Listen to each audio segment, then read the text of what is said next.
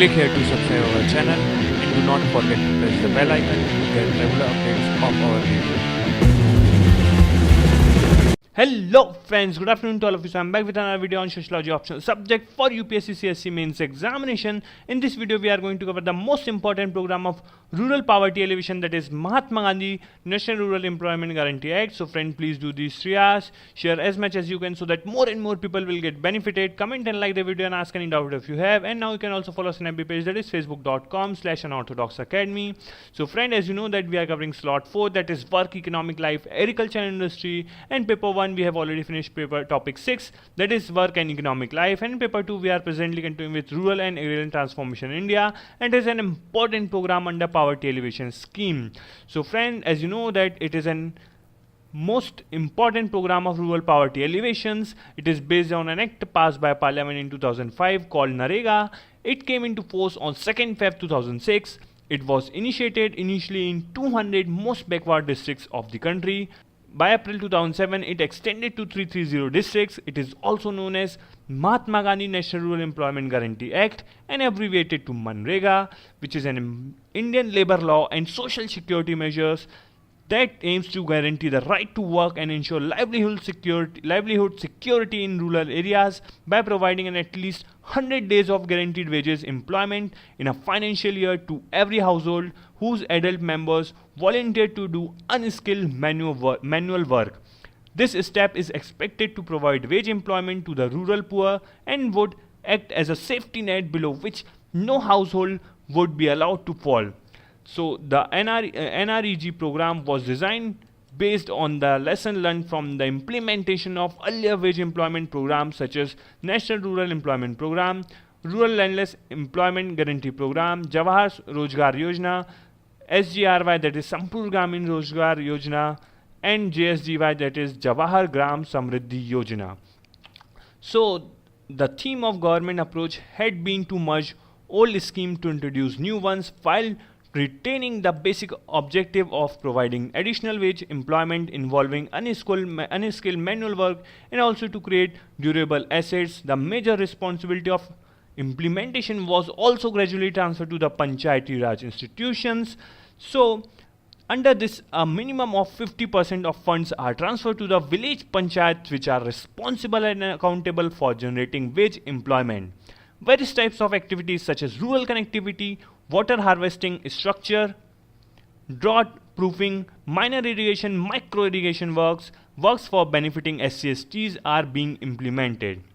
To make MGNREGA implementation effective, recently Electronic Funds Management System or EFMS, or we can say DBT, that is Direct Benefit Transfer, has been introduced to reduce delay in payment of wages. Aadhaar card made compulsory to prevent leakages and ghost accounts. For drought affected talukas, blocks, additional employment over and above 100 days per household is introduced. So the lacunas of earlier poverty alleviation programs were as follows. The first is of absence of social monitoring, hardly any involvement of local communities, rampant corruptions, and the fourth one is supply driven schemes rather than demand driven schemes. So the livelihood by employment generated didn't match with felt needs. There was delays and corruption in wage payments. The programs failed to provide livelihood security. Employment opportunities were not flexible enough. They also had gender bias.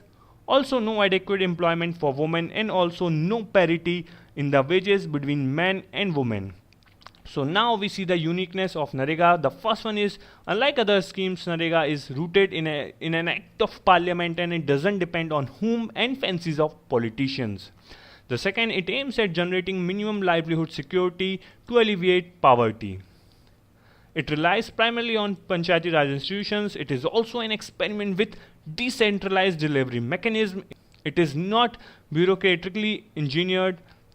The main objective is to provide for enhancement of livelihood security of the household in rural areas by providing at least 100 days of guaranteed wage employment in every financial year to every household whose adult members volunteer to do unskilled manual work.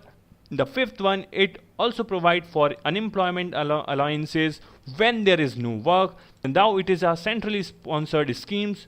Unemployment allowance will be paid by the state governments Along with this, 1/4 share of the semi-skilled and unskilled wages will be paid by the state government.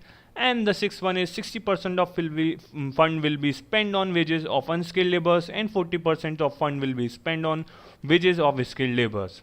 And the seventh is PRIs are made prime agencies for planning and implementation to ensure transparency, accountability, and along with this there is a provision of social audit also.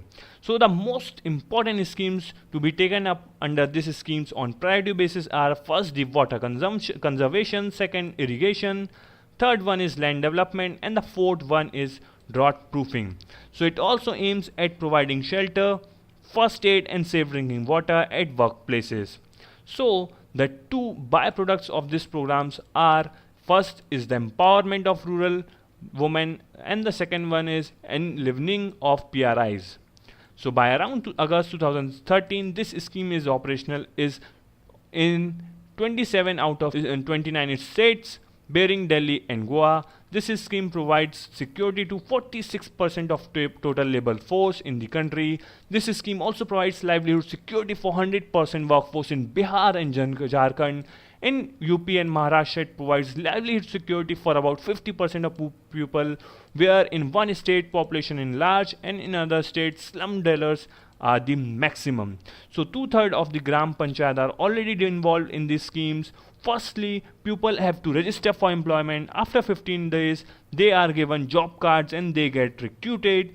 This is how it is a driven demand scheme. If any registered workers fails to get a job, he would be given unemployment allowance. So by around August 2007, more than 62 million people were given job cards. There are variations in terms of efficiency and in terms of demand, because it is now contingent upon PRIs to act accordingly. So far 21.2 million households demanded unemployment. So now we see the problem areas in this. The first is that people who have close ties with heads of PRI get job card. Then second, inability of PRIs to work out a scheme to give jobs. Third, there are cases where people are not allowed to register, so supply constraints are pooping up. The fourth one is inadequate fund utilization. Only 73% of funds have been actually utilized. And the next is the inadequate information on various schemes and dependence on village headmen. Then general lack of equality awareness regarding procedure and entitlements schemes. Wage payment is not timely. Then there is both goals of 100 days work and minimum wage of ₹60 still remains on elusive goal. Problems with payment of unemployment allowances. Then as most of work done is kacha work, during monsoons work is not able to be done. Then still it is a centralized scheme. And then various objectives of schemes are mutually incompatible. For example, durable assets creations and 100 days work is incompatible. And then there is also the act didn't take into account unequal delivery capacity of PRIs. The PRIs delivery capacity has to be strengthened. And then there is an impact of this scheme. So impact of schemes are: first, that indeed the impact is remarkable because most of the advantages belong to the deprived class. 90% of the beneficiaries were landless laborers. Out of these, 34% belong to SC, 28% to Muslims, and 26% to OBCs. Then Rajasthan was a state where it was most effective. Dungarpur district of Rajasthan generated 100 days of work. Then also lot of irrigations and water conservation works are being carried out. Along with this, rural connectivity programs are being taken up. So lot of durable asset is being created due to NREGS. Then in a state like Bihar, where lawlessness is name of game, wages were more than ₹60 target. So NREGS worked effectively in a state which really requires it. Now there are some improvements and suggestions to this, that the social audits needs to be strengthened, where Andhra can be taken as role model.